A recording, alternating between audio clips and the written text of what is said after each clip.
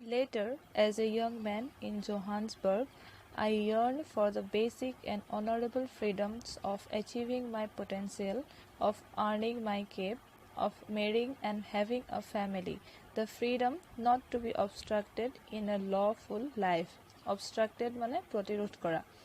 যেতিয়া মেণ্ডেলা অলপ ডাঙৰ হ'ল তেতিয়া জোহান্সবাৰ্গ নামৰ ঠাইত থাকিছিল আৰু তেতিয়া তেওঁ জীৱনত বহুত অসুবিধাৰ সন্মুখীন হ'ল আৰু তেতিয়া তেওঁ আন কিছুমান স্বাধীনতা বিচাৰিছিল। সেইবোৰ হ'ল নিজৰ সামৰ্থ্য অনুযায়ী কাম কৰিব পৰা আৰু নিজে যিখিনি কাম কৰি পইচা অৰ্জন কৰি সেইখিনি নিজৰ লগত ৰখা, নিজৰ ইচ্ছামতে বিয়া পাতিব পৰা আৰু নিজৰ পৰিয়াল গঠন কৰা। আৰু যেতিয়ালৈকে তেওঁ আইন মানি চলি আছে তেতিয়ালৈকে কোনো ধৰণৰ প্ৰতিৰোধ নকৰাকৈ স্বাধীনভাৱে জীয়াই থাকিব বিচাৰিছিল। But then I slowly saw that not only was I not free, but my brothers and sisters were not free.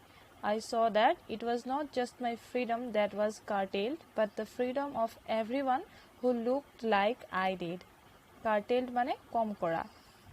মণ্ডেলাই realise কৰিলে যে অকল তেওঁৱে পৰাধীন হৈ থকা নাছিল, তেওঁৰ ব্ৰাদাৰ চিষ্টাৰ সকলোবোৰে পৰাধীন হৈ আছিল। তেওঁ দেখিছিল যে অকল তেওঁৰ স্বাধীনতাই কম কৰা হোৱা নাছিল, যিসকল লোকৰ গাৰ বৰণ ক'লা আছিল সকলোৰে স্বাধীনতা কাঢ়ি লৈ যোৱা হৈছিল। That is when I joined the African National Congress, and that is when the hunger for my own freedom became the greater hunger for the freedom of my own people. তেতিয়া মণ্ডেলাই আফ্ৰিকান নেশ্যনেল কংগ্ৰেছ জইন কৰিছিল আৰু নিজৰ লোকসকলৰ স্বাধীনতাৰ বাবে বিদ্ৰোহ আৰম্ভ কৰিছিল। It was this desire for the freedom of my people to live their lives with dignity and self-respect that animated my life, that transformed a frightened young man into a bold one, that drove a law-abiding attorney to become a criminal, that turned a family-loving husband into a man without a home, that forced a life-loving man to live like a monk. মণ্ডেলাই কৈছে যে আজি তেওঁক এনেদৰে কোৱা হৈছে তেওঁ সাহসী এজন অপৰাধী, ঘৰ সংসাৰ এৰি দিয়া এজন সন্যাসী। তেওঁক এনেদৰে কিয় কোৱা হৈছে? কাৰণ তেওঁ নিজৰ লোকসকলৰ স্বাধীনতা বিচাৰিছিল আৰু এই স্বাধীনতা পাবৰ বাবে তেওঁ যিটো প্ৰচেষ্টা, তাৰ কাৰণে যিটো তেওঁ বিদ্ৰোহ কৰিছিল, তাৰ ফলতে আজি তেওঁ এনেদৰে কোৱা হৈছে।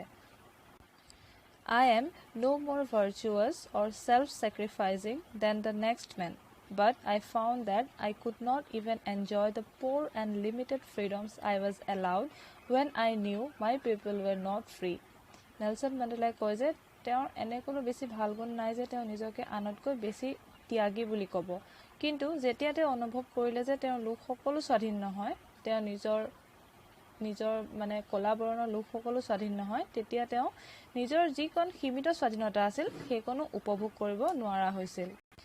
Freedom is indivisible. The chains on any one of my people were the chains on all of them. The chains on all of my people were the chains on me.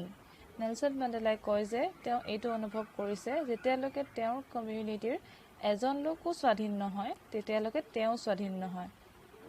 তেওঁৰ কমিউনিটিৰ কোনো ব্যক্তিক যেতিয়া চেইন দি বান্ধি থোৱা হয় তাৰ মানে তেওঁকো চেইন দি বান্ধি থোৱাৰ দৰে।